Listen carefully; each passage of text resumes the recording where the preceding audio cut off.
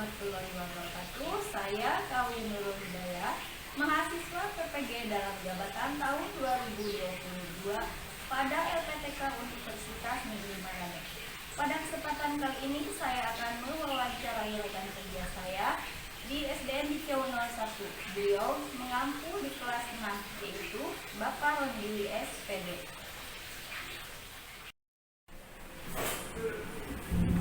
Ya, gimana Bu? Ada apa nih? Ada yang bisa saya bantu Bu? Ya Kak, maaf nih mengganggu waktunya sebentar. Mohon izin untuk minta solusi permasalahan di kelas saya yang saya identifikasi. Kebetulan saya ada tugas PPG mengenai eksplorasi penyebab masalah. Mudah-mudahan saya bisa membantu Bu, walaupun nggak tahu nih bisa bantu atau enggak nih. Mudah-mudahan bisa Pak. Iya. Jadi untuk kendaraan saya. Permasalahan yang saya identifikasi yaitu mengenai rendahnya siswa, hasil prestasi hasil belajar siswa. Oh, si belajar siswa, mata pelajaran apa Bu? Yang saya identifikasi pada pelajaran matematik mengenai Materi. penjumlahan bilangan bulat. Kenapa Ibu bilang itu hasil pelajaran rendah? Di kelas saya kan sekitar ada 30 orang. Saya coba dengan beberapa soal, terutama soal cerita, masih banyak sekali siswa yang belum paham apakah itu termasuk bilangan positif masuknya hasilnya atau bilangan negatif hasilnya seperti itu. Anak masih bingung. Masih bingung menentukannya. Apakah hasilnya negatif atau positif? Iya. Oh iya. Jadi kira-kira menurut pengalaman Bapak, apakah dulu pernah mengalami hal seperti itu Pak? Di penjumlahan bilangan bulat ini memang sebenarnya materinya bagi kelas Ibu kelas 6 juga kan ya? Saya kelas 6. Kita memang lumayan berat ya.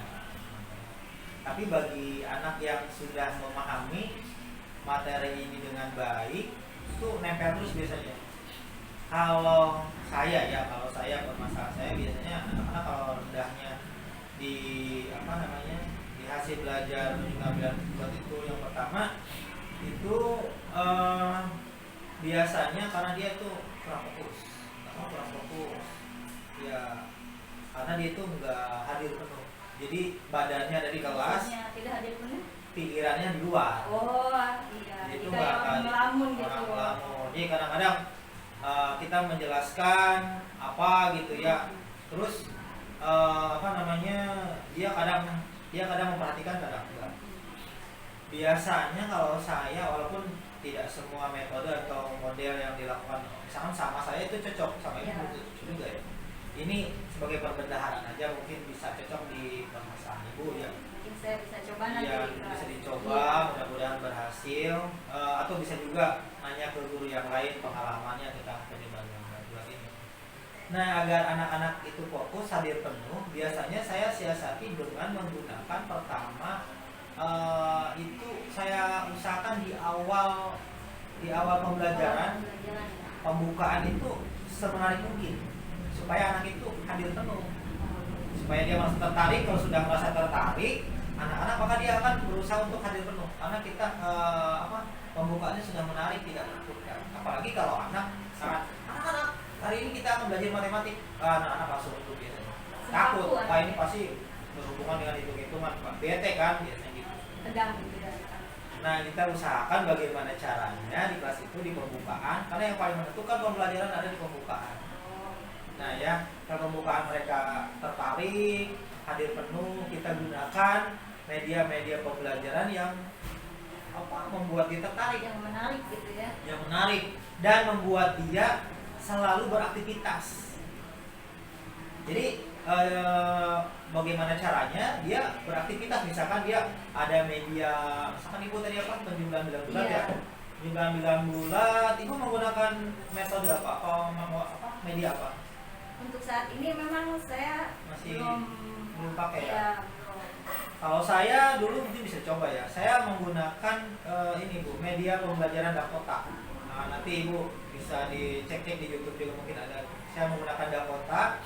Jadi pertama saya demonstrasikan Bu di depan, cara bukan Dakota, di penjumlah bilat itu saya menggunakan ini kertas warna ya, kertas warna, kertas warna.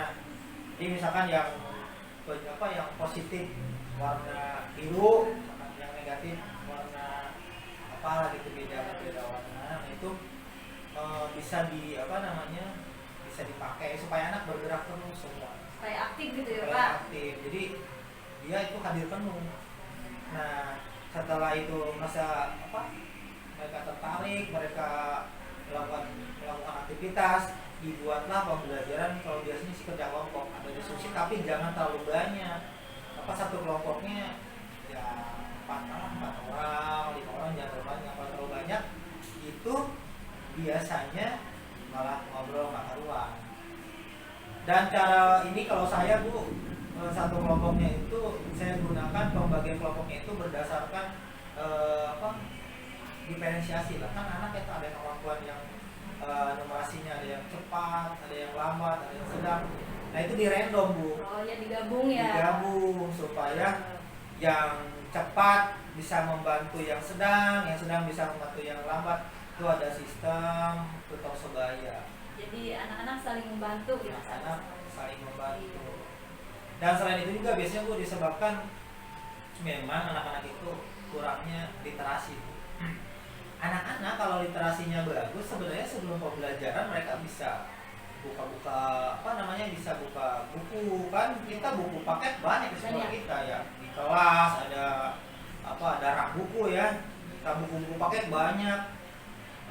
Mungkin bisa diupayakan ini Bu, kalau saya biasakan anak-anak itu masuk, terus misalkan nih pelajarannya misalkan pelajaran matematik nih, kita sehari sebelumnya kita kasih tahu bahwa akan belajar penjumlahan bulan-bulan, ada di halaman berapa di buku itu. Diinformasikan dulu ya ke siswanya. Nanti pagi-pagi mereka biasanya diberikan waktu sekitar 10-15 menit membaca.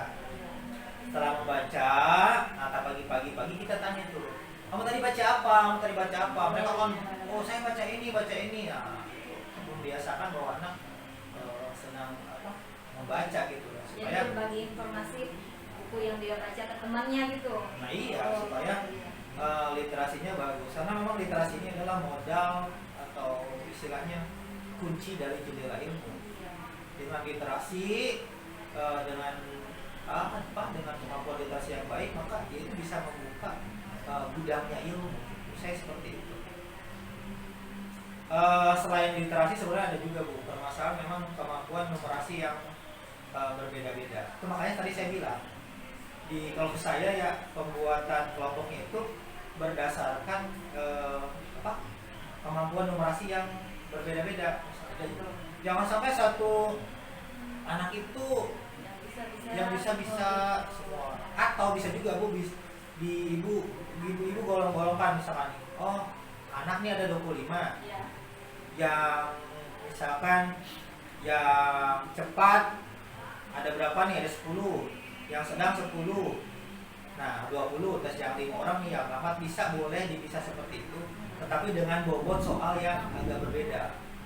Tapi tergantung kemampuan siswa. Tapi menurut saya sih, saya pernah coba itu, menurut saya masih kurang efektif. Yang paling efektif itu adalah menurut saya yang saya pernah lakukan, pakai tutor sebaya di random di setiap satu, saling membantu.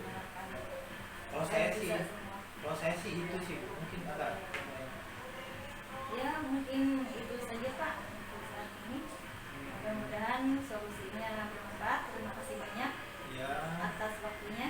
Maaf Aku ini lagi santai, semoga ini bisa memperbaiki hasil belajar murid di kelas, khususnya di materi penjumlahan bulan-bulan. Mungkin efek kemarin termasuk yang COVID itu mungkin anak-anak dari situ ya. Ya intinya supaya anak meningkat, ya pertama menurut saya ya, itu adalah ditingkatkan kemampuan pedagogi guru agar ini anak seperti ini harus diperlakukan seperti apa. Kita kan anak-anak kan beragam ya, tidak bisa kita samaratakan, makanya kita harus belajar namanya pembelajaran diferensiasi, karena ya anak dalam satu kelas kan berbeda-beda. Terus yang kedua, gimana caranya siswa murid itu senang membaca, karena literasi adalah pembuka kunci ilmu. Nah, supaya anak-anak senang membaca, gurunya juga memberi teladan senang membaca. Nah, yang ketiga, kita perhatikan kemampuan numerasi siswa. Jangan dipaksakan, misalkan anak memang belum cepat numerasinya, hitung-hitungannya, kita paksakan dengan dia harus berhitung cepat tanpa ada bantuan dari kita dengan menggunakan diferensiasi proses ya. Kita bantu, kita lepas aja ya pasti nilainya kurang bagus. Termasuk dari orang tua juga ya, kayak bisa komunikasi sama orang tua. Guru juga benar sekali Bu, itu guru juga harus melakukan komunikasi dengan orang tua, karena memang apalagi pembelajaran kemarin ketika COVID, memang penilaian sikap itu bahkan kita harus minta bantu orang tua, karena memang kebanyakan di rumah. Makanya seorang guru itu harus melakukan kolaborasi dengan orang tua. Sekarang mah gampang tuh, ada grup WhatsApp ya. Kalau zaman dulu kan harus pakai buku penghubung nih, kita buku penghubung. Anak ibu ini ada ini apa capek gitu. Kalau sekarang mah tinggal WhatsApp lah enak. Lebih mudah lah Bu sekarang mah yang menurut saya sih. Benar Pak, karena tanya ya Pak dalam menyikapi berbagai permasalahan. Oke baik Pak, terima kasih banyak waktunya. Mungkin lain kali saya bisa berbagi lagi. Ya siap Bu, terima kasih Bu. Ya, terima kasih ya Pak ya. Ya sama-sama Bu, semoga bermanfaat ya.